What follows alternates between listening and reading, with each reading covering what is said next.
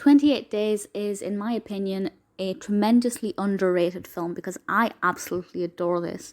It's one of my favourite Sandra Bullock films, and I think even if Bullock wasn't in it, I would still absolutely adore this. So this was released in 2000 and is directed by Betty Thomas and written by Susannah Grant, and stars, of course, Sandra Bullock and Viggo Mortensen and Dominic West. And the description from IMDb is as follows.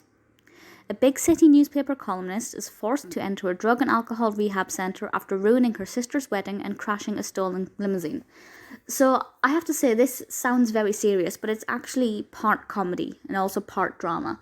And that event, the whole crashing of it, is meant to be comedic. It's not supposed to be harrowing or tragic. And it really sets up the tone for the film because while she's going into a rehab centre where we meet a lot of different characters with different problems that give them very interesting personalities, while it's all done on the backdrop of seriousness, it is very funny.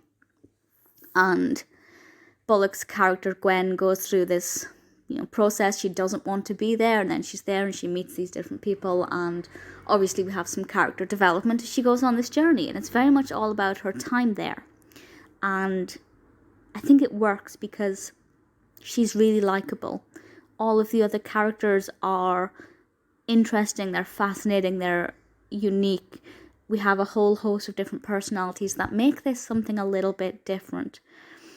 I will say that as it progresses, I don't want to spoil too much, but there's a certain relationship that I wasn't a big fan of because I think it took it away from being one thing and made it about something else.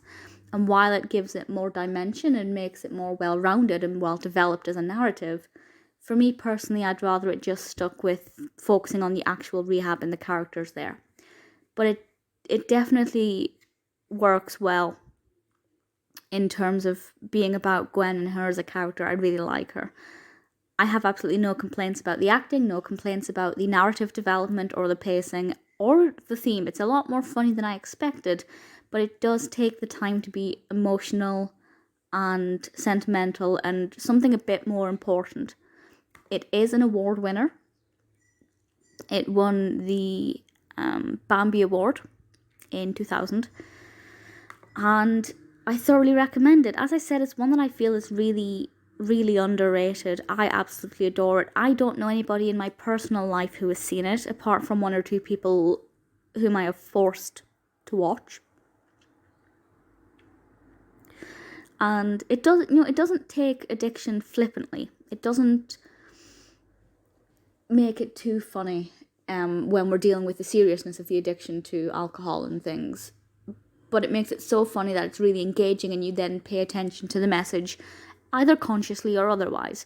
I do think it's absolutely fantastic. If you get a chance to watch it, please do, because it's so fun and you won't regret it.